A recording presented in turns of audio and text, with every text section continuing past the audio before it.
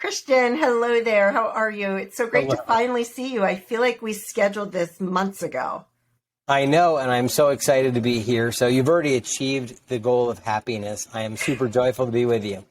Fantastic. It's so funny because my past few interviews, they've all mentioned that in the beginning. And I'm like, well, that's a good thing. Because I really don't want anybody on here that's not happy. That's for sure. Right? All right. So I'm looking at your bio. I have screens up here. If I look away, it's because I'm looking up at my screens. And then I get this nice glare on my glasses, which I was teasing him before because he just took his glasses off. And I'm like, well, I could do that, but I don't see very well. I need Well, I my just went for readers. a walk outside. I always try to do a little state change right before I go into something like this because I'm on customer service, management calls, all that stuff. I went outside. It's absolutely beautiful. And what it does is it darkens my glasses quite a bit. So I'm just showing up with my bright blue peepers here. Awesome. Now, where are you located? Denver, Colorado, 300 days of sun a year. Okay. So I was in your when you set up the interview with me. You may want to change your time zone settings on your computer because it says Bogota, Jamaica. I'm like, oh, cool. I haven't talked to anybody from Jamaica. Yeah, I think, well, maybe that's my computer kind of manifesting for me a vacation. I know, so that's why because you're like, it's a beautiful day, and I'm thinking, well, of course it is, because he's in Jamaica. If only. All right. We digress, but that's quite all right. So I'm looking at your bio, and it sounds like you had a couple of rough years a few years ago. So I want to hear about that, but I also want to hear about your story, like prior to that. Like, how did you get into, the line of work that you're doing now before, I want the whole thing. Awesome. And, we only have 2-3 hours, so what's the rush, right?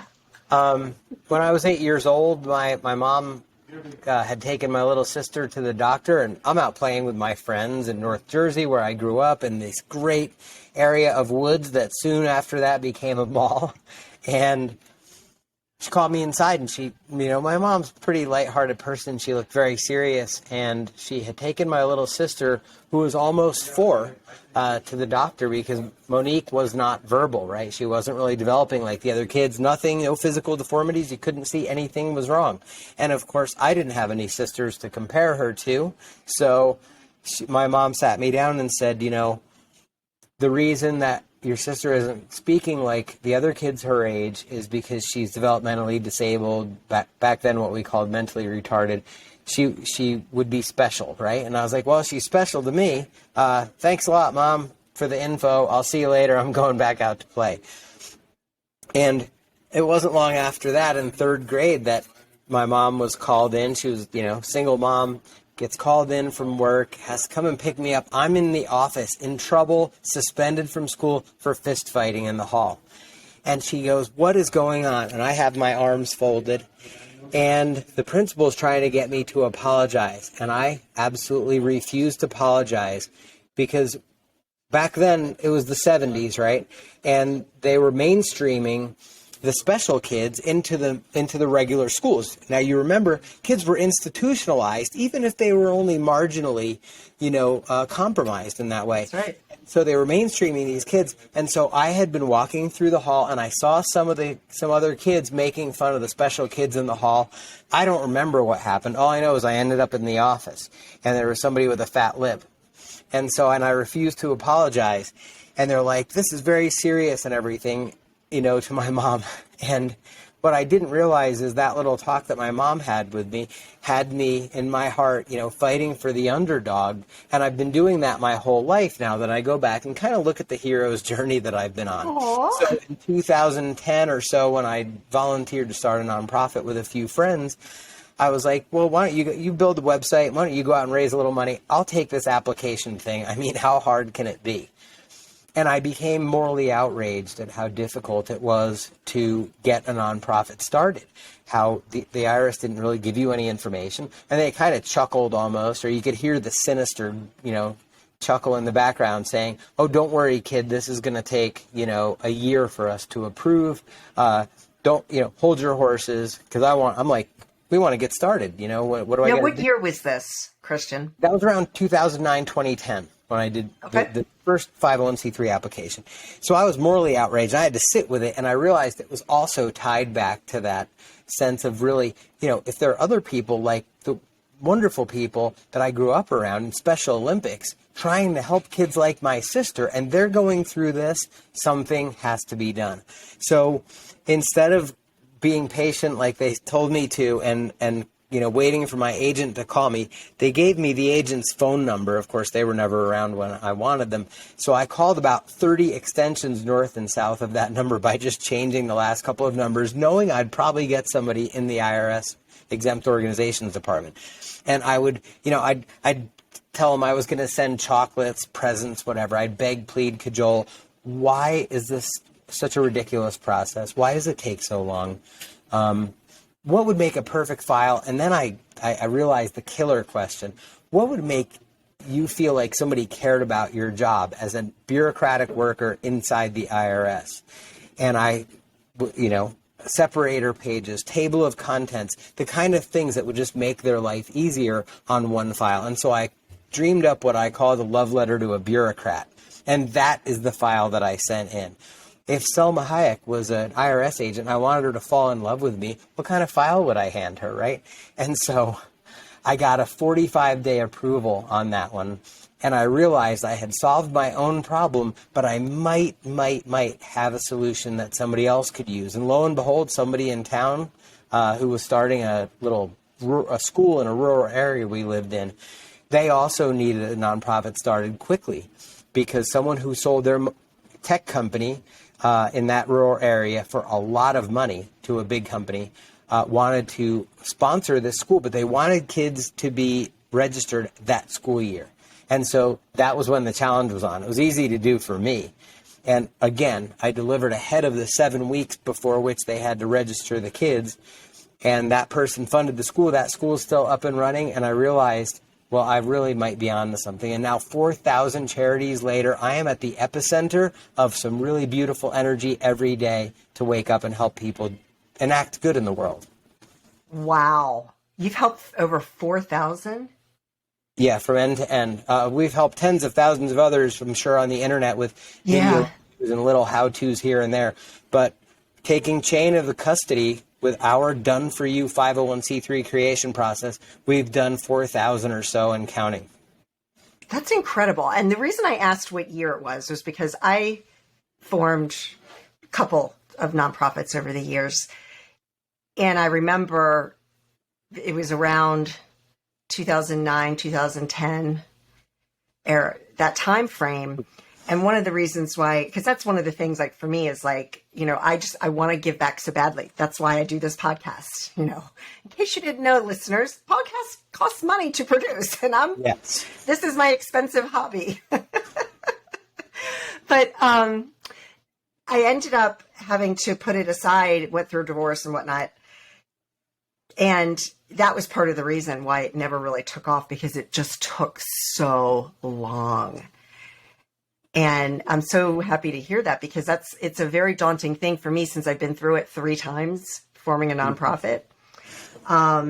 It's one of those things that I really want to do, is to start my own nonprofit, but I just don't have time. Right. Yeah. Because thinking like about all of the work and, you know, so that's a really great service. I use the analogy all the time. If people knew what they had to do for 18 years to get this fragile little thing to adulthood, no one would ever have a baby if they knew everything and they had to have everything perfect on day one. This is an exercise in knowing what is appropriate for each age and each stage of a baby, and it's the same thing with a nonprofit. So part of our job is not only to absolutely hand you 100% of the things you need to start a nonprofit. We don't just do the filing. We set up your board documents and give you training on how to run a board meeting, because most people haven't done that before. And lots of other things that help you raise money quickly and just get out of the blocks fast, right? You need baby food. Not everybody can make the baby food, sew the diapers, and do all the other things, right? So we give you a done-for-you 501c3, because the one piece of magic that only you can bring is your experience and your angle on how you're going to make the world a different place. the paperwork that you've done it 2 more times than most founders ever will, because most people that start a nonprofit are only going to do that once. And there's no reason to become an expert in something that doesn't really have the value add. You're so much better off learning to raise money, helping the people that you want to help, and doing outreach and making people aware of your nonprofit. And that's why we're here to kind of take all those burdens of not only starting the nonprofit, but then maintaining it. What filings do you need? How do you set it up operationally to make sense? And then how do you raise your first up to $500,000 or so? Once you've raised $500,000, there are plenty of nonprofit service agencies that can help you from there to really scale if you want to do something really big. But for most nonprofits, it's getting from that idea to IRS approval, and then from $0 to about $500,000, and that is the niche that we fill, and no one provides the level of value that we do. We really sell a success package, not just a filing package. And so I'd love to help you with your next one. We can talk about that offline, but yes, absolutely. So I want to go back to your sister and all of that in a minute, but I want to stick with the nonprofit since we're there. Let's talk about how nonprofit is such a powerful way to give back, and how that is such a powerful tool for a really great mindset, right? Yeah, I mean, I'm working on a TED Talk and a book, and it's called, the 501c3 nonprofit, the quantum entity, how to superposition your life, your legacy, and your future through a nonprofit. And what that means, right, is there are 3 perspectives through which we all look at our lives, this weird existence in the matrix that we're all living. And that is how we wake up and look forward to every day and look forward to the future, how we experience our day in the now, right? What we're doing on day to day. And then as we get older and someday, we're all going to pass on to the next life. What did we leave behind? What is our legacy? And so from there, those 3 perspectives, a nonprofit can really powerfully transform the way all 3 of those perspectives will look in your future. And there are things, just as an example, we start nonprofits for people who have never done any kind of business. They had a job, or they were a mom and homeschooled 6 kids, and that's what they'd been doing. All kinds of people, all the way over to people that just came out of a Tony Robbins motivational seminar or a transformational retreat. They've exited their tech company, or they've retired successfully in corporate. They know how to get things done. And in either case, they want to get started and make a difference in their community or worldwide. And for the successful people, we often start nonprofits alongside of existing businesses. Maybe they haven't exited yet, but they've topped out. They kind of, it's not, after a while, the next deal does not make you very excited, right? But if you start a nonprofit alongside of your for-profit, even in the same sort of area, right? Now, it could be serving a completely different area of need and just be helping people overseas, helping people in Ukraine, whatever it is. Or in some cases, somebody who owns a construction company will start like a Habitat for Humanity type organization. And it really can lend a whole new vigor to their lives and their business, because they're seen as a corporate a good corporate steward, it puts a halo on their business and on themselves in the community, that they're not just sitting here piling up money, but they're really giving back powerfully. So what we do runs the gamut for people, because everyone has their own distinct vision and path. And everyone is able to contribute what only they have experienced in their lives, and solving a little gap in a problem somewhere that nobody else has. Yeah, that's really fantastic. So has anybody come back to you? Because this is show about happiness. I want to hear how, by doing a nonprofit or starting a nonprofit, how that really is so fulfilling that it does change your life from your peace and happiness standpoint. Well, there's a couple of different levels that we all operate on. And I'll give a great example. One of my best friends, and he became my best friend through this work, is named Sammy Taggett. He also goes by the DJ name Shoebox Moses. Now, Sammy was found a screaming newborn abandoned in a shoebox in a dumpster in Manila. And someone heard this baby, rescued him from the trash, and brought him to this orphanage. Eventually, he was adopted over to the U.S. And long story short, nobody's life is easy, right? Like it's like the 40-year overnight success. But Sammy is now a DJ to Mind Valley, Richard Branson, all kinds of these amazing people at these amazing entrepreneurial festivals and music festivals. And I'm actually on the board of Sammy's nonprofit because I ran into Sammy doing a video gig at some startup event. And when he heard about what I do, he literally backed me up against a wall and said, I need your help. I've been looking for you. I've been trying to start this nonprofit for 3 years. And what Sammy does now is brings back entrepreneurial tools, iPads, training, and a glimmer of hope to these kids that are in the nonprofit or in the orphanage in the Philippines, that there's a gig economy they can plug into. There are skill sets that they can plug into in this global connected economy to lift themselves not only out of poverty, but to have community and friendships and a life of meaning.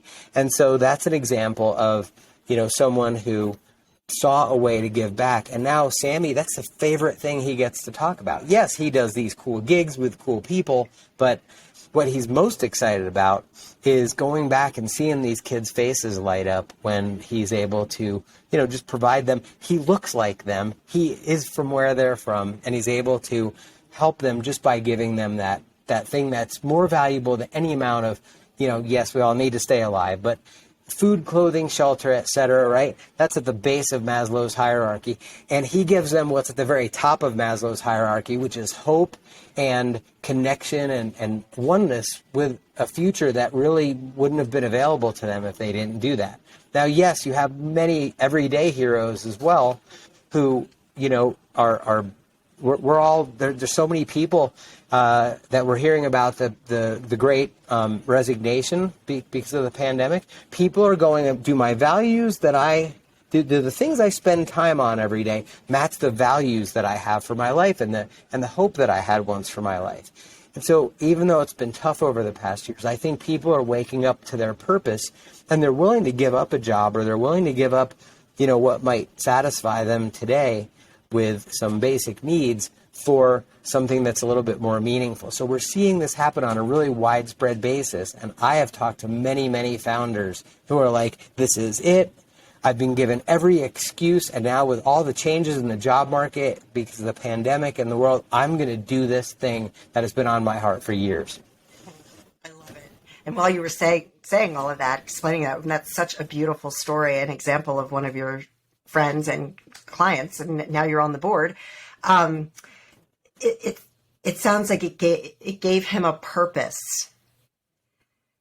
that is above and beyond his craft or his being a DJ and all of that. Like that, right. all that's really awesome, but that is a real purpose.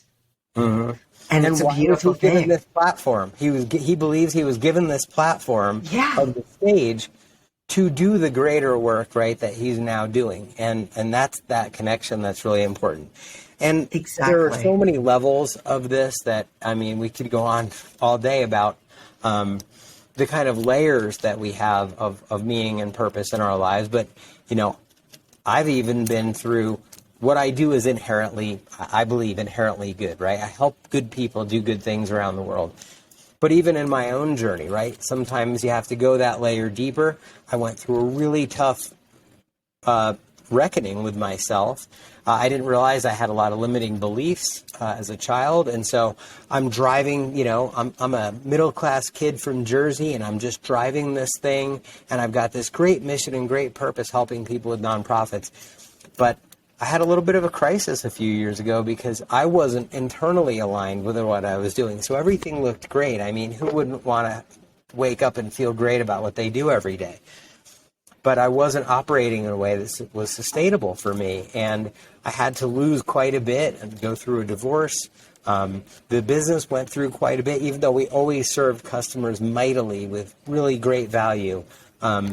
I had to go through this kind of reckoning and have a lot of things really go up in flames to realized that there was another layer that I could settle into of flow and of grace and of kind of giving myself a little bit of love and a break that I hadn't done before. And I was really concerned that I was going to lose my business in that process. And what actually happened was it all came back to me much more on my terms, much more sustainably and gently and beautifully, so that it's like something that I really find valuable to talk about to people now, especially entrepreneurs, especially the empaths who are often the people who start nonprofits, is you have to love yourself in the process of loving these other people and making the world a different place. You have to give yourself that love and grace as well. And so that's a whole another layer of understanding about purpose that has really blown me away over the past several years. That's awesome. And, sometimes we have to, doesn't matter who you are. I'm a happiness coach and I still have issues and struggles and things that come up. I mean, that's just life. But every time you go through and you get to the other side, you realize, one, it happened for me, not to me, right? And that you're just going to be stronger than you were before. So it's always, it doesn't feel like it when you're through the muck and all that and you're going through it. It feels horrible. But boy, you get to the other side and it's like, oh, it's amazing. You wouldn't give it up for the world, right? Yeah. So it's interesting how you had your sister who's special needs, and that became this driving force for you, and you didn't even realize it. And you know what?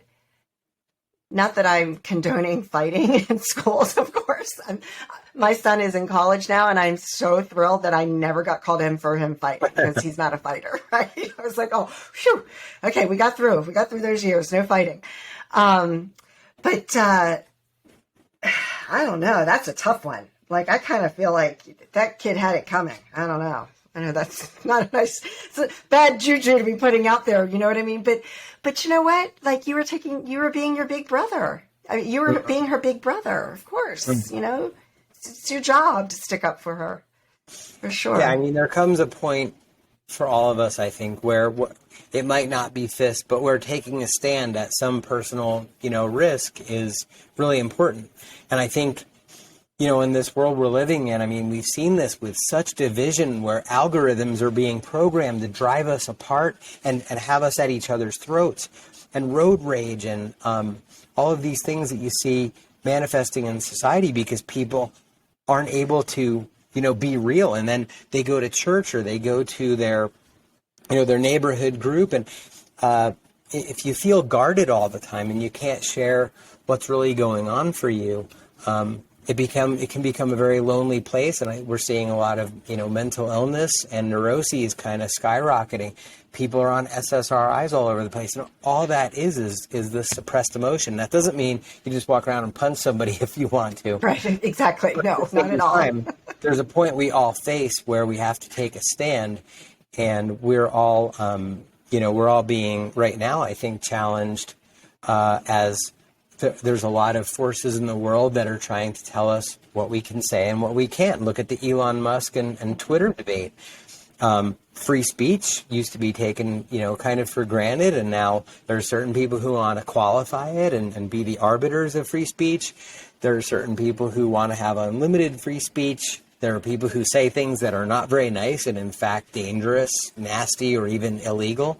So, how do we weigh all that stuff? But we can't be afraid to really, again, express our values and but actually be a part of society that we want to be involved in and preserve those freedoms that we've had and preserve the ability to be human, because we can't be all, anesthetized on pharmaceuticals enough to just be, to be cattle, right? So how do we find that balance of expressing what we really want to express and being who we want to be while being respectful and loving of others, right? That's the big trick. But, doing things like taking a stand for something, whether it's human trafficking or a little league team in your town, that's what starting a nonprofit is all about to me, or it's at least part of the solution, right? We can't delegate all of our power to other people, to experts, to government, to institutions. I love the fact that people still pick up the mantle and say, I'm going to do something about this. And then they go out and do it.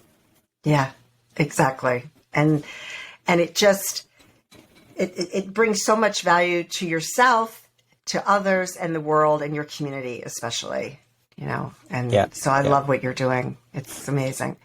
Is there anything else that you haven't talked about that you want to let our audience know?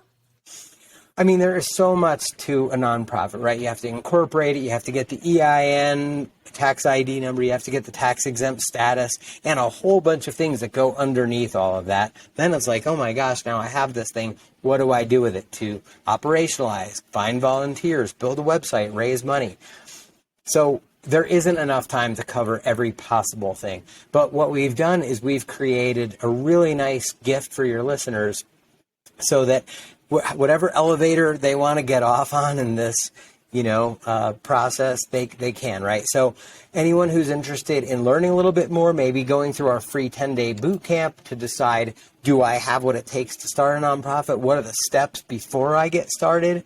They can get that at instantnonprofit.com/happiness solved.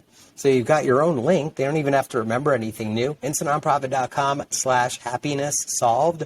No dashes in there. And they can get the 10-day free boot camp. We have over 100 blog posts on every thing you can imagine. How do I name my nonprofit? How do I come up with a mission statement? All those things. And then they can also schedule a free strategy session if they want to learn more, because it might not be right for you right now, but some people just want to learn a little bit more, because these things, these dreams that we have, gestate in our hearts for years often before we do anything about them. And it's really great to know that there's a place that you can go for just some information. No pressure. We're here to allow people to find their own path to fulfillment and self-actualize. And if that involves a nonprofit, great. If it doesn't, well, you can at least learn a lot, or you can tell your Aunt Gertrude who wants to go save the little kitties in her neighborhood. I love it. Christian, this has been so valuable, such valuable information today. And thank you so much. It's a real pleasure. Thank you so much. It's been great. I really enjoyed it.